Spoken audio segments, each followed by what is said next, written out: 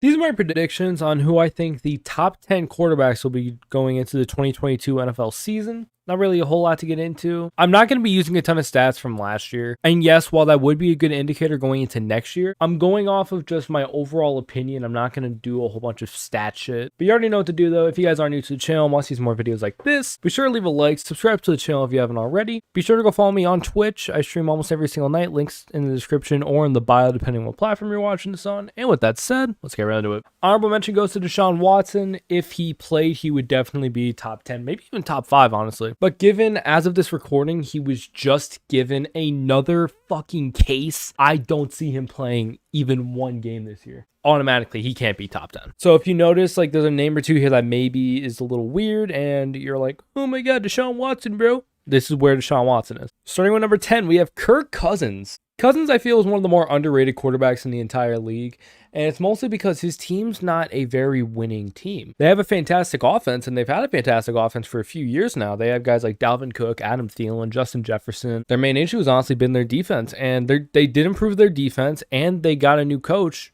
in Rams offensive coordinator Kevin O'Connell. I think the Vikings are going to win the North, honestly. I'll make a whole other video like talking about who I think is going to win each division, but I'll just say that now. I think the Vikings are going to win the North, and I think Kirk Cousins is going to have a really good year because of it, barring any injuries. Number 9, Dak Prescott. After a very serious leg injury, Dak really did a great job bouncing back. The Cowboys won the NFC East. We're really close in that game against the 49ers, but honestly, I blame Mike McCarthy more, and I kind of feel bad because I'm not going to lie. Dak is a good player. He really is. He is mobile. He has a solid arm, and he has great weapons around him. He does not have Amari Cooper this year, but he still has Zeke. He still has Tony Pollard. He has Michael Gallup. He still has CeeDee Lamb. I forgot who they have at tight end, but bear with me with that. And their defense is still relatively solid. I think they're either going to win the division again this year or come second to the Eagles. I think the Eagles are the only team that can seriously take the division from them. But yeah, I still feel like Dak, again, barring injury. This is all barring injury, obviously. He's going to have a really good year. Number 8, Joe Burrow. Speaking of bouncing back from injuries, Joe Burrow had probably one of the better bounce back in league history. In his rookie year, he tore his ACL and his MCL, basically just his leg became shredded pork at that point. So we went from that, and then the next year going to a Super Bowl with very little O-line. And that's the biggest thing that the Bengals have addressed this offseason. They picked up a good amount of guys for their O-line. And he already has the weapons. He has Joe Mixon. He has Tyler Boyd, Jamar Chase. They're basically running it back on offense. The only player they don't have really is CJ Uzomah. There are people who are going to think Joe Burrow's number 5, and I'm not going to put him there because I personally think people overrate Joe Burrow a shit ton.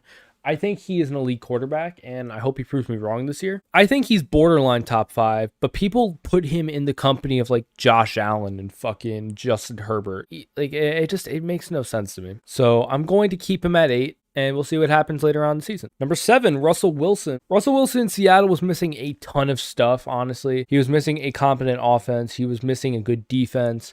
He was missing a not batshit head coach. And he kind of has that. Actually, I don't know who the head coach is for the Broncos, so call me a casual if you must. But he has a great offense around him. He has Jerry Jeudy, he has Cortland Sutton, he has Melvin Gordon, he has Javonte Williams. Great defense. This is one thing that the Broncos have always needed. They've had a great defense. They've had solid coaching. They've had a solid offense, minus the quarterback. They were basically a chicken with their head cut off, just running around aimlessly. Russell Wilson is an elite quarterback, and I think people have kind of forgotten that.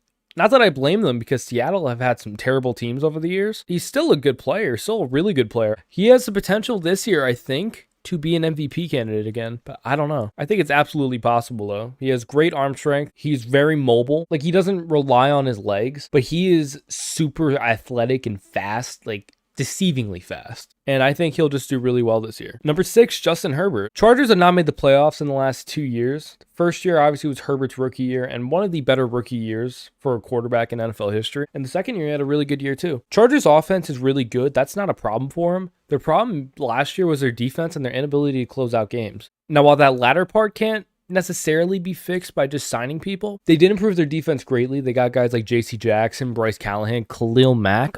As a Bears fan, I want to jump out a fucking window, just saying. But the Chargers, in my opinion, have a top 5 offense and a top 5 defense. Because also keep in mind, on offense, they have Austin Eckler, they have Keenan Allen, they have Mike Williams, they have Jared Cook, I think, and he's a solid enough tight end. If I'm wrong, please correct me. Their O-line is solid. I think they have the potential to win the AFC, let alone the division. I think they're winning the division for 100%. But yeah, Justin Herbert, if you don't know, now you know. But yeah, no, Justin Herbert's elite, and people have been debating whether or not he is. He 100% is. This year is going to be the part where he proves it. Number 5, Lamar Jackson. People forgot how good Lamar Jackson truly is. He's a guy that people always criticize because his arm's not super strong, or like he relies too much on the run. But honestly, those are his biggest strengths, mostly running the ball. We are like 4 or 5 years into Lamar Jackson's career. He is already most likely the greatest rushing quarterback to have ever existed.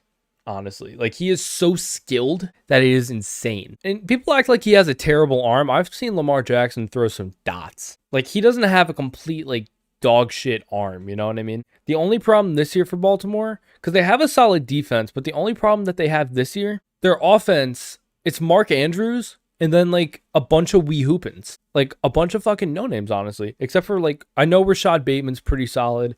I know J.K. Dobbins is solid. But like there are guys like James Prochet III, Jalen Moore, Benjamin Victor. But we've seen Lamar Jackson do this with teams. Like his team wasn't much better the year that he went 14-2 and won MVP. The only difference, add Marquise Brown to that team. I think that was a rookie Marquise Brown as well. He has the ability to make a team like this go to the playoffs, and I think that's exactly what's going to happen this year. They're either going to win the division or the Bengals are going to win and they're going to get second. Either way, they're going back to the playoffs this year, 100%. Number 4, Tom Brady. There were points where Tom Brady was in his mid-30s and people were already talking about replacing him because he was starting to decline. And then like almost automatically, he went from almost being Jimmy Garoppolo's backup to just going back to top status. Since he signed with Tampa Bay, this is the most fun I've had watching Tom Brady play football, and I think it's the most fun he's had playing football. He has Mike Evans, he has Chris Godwin, he has Leonard Fournette, he has Ronald Jones if that dude's even still on the team. I'm going to safely assume he has Gronk still. They have Cameron Brate. They have a solid O-line. It is not the exact same O-line. They lost Ali Marpet in the offseason.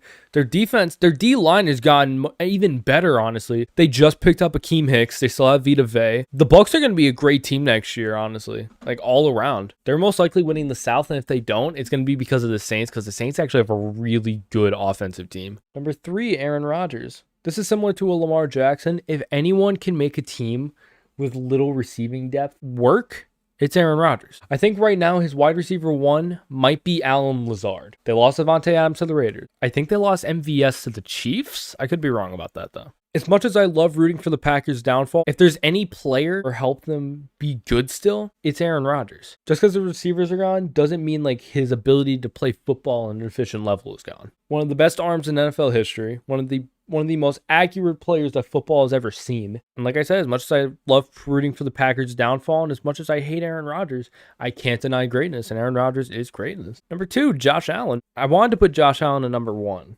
It was tough at the end of the day. He has a cannon. He is super fast. He's like a Russell Wilson almost, with a stronger arm, and he's a lot faster than Russell Wilson, I think. And he's taller, like a lot taller than Russell Wilson. Like I think the dude's like 6'5", and he's that fast. And he has guys like Stephon Diggs to throw to, Dawson Knox, Jameson Crowder. They just picked up OJ Howard too recently. Like I said this last year too, but I'm going to say it again. I think the Bills are going to the Super Bowl this year, barring any freak injuries, like I've said. Josh Allen is 100% that guy. And number 1, Patrick Mahomes. The Chiefs have undergone like a similar thing to the Packers. They just lost their number 1 receiver, Tyreek Hill. They lost one of their speed guys, Byron Pringle, to the Bears, who's going to be the absolute best receiver in the league, mark my word. Also, a lot of guys on defense, including Tyrann Mathieu as well. Their number 1 is Juju Smith-Schuster, and their number 2 is Marquise Valdes-Scantling. It's better than the Packers receiving core, but I still think it's a pretty tough one to work with. And I think if anyone can do it, same thing, Patrick Mahomes. This is going to be the most adversity we've seen him struggle with because he's at least had guys. And he has Travis Kelce too, but he's at least like had guys throughout his career, just solid overall like speedster receivers. I don't think Chiefs are winning the division. In fact, I think it's pretty iffy if they're going to make the playoffs. I've said multiple times in this video, if anyone can do it, it's Patrick Mahomes. That's it for my list. Let me know what you guys think down in the comments. Thank you guys so much for watching. If you did enjoy and you want to see some more, be sure to leave a like, subscribe to the channel if you haven't already. Once again, be sure to go follow my Twitch, links down in the description or in the bio, depending on what platform you watch this on. And with that being said, that's it for me, and I will see you all in the next one. Peace out.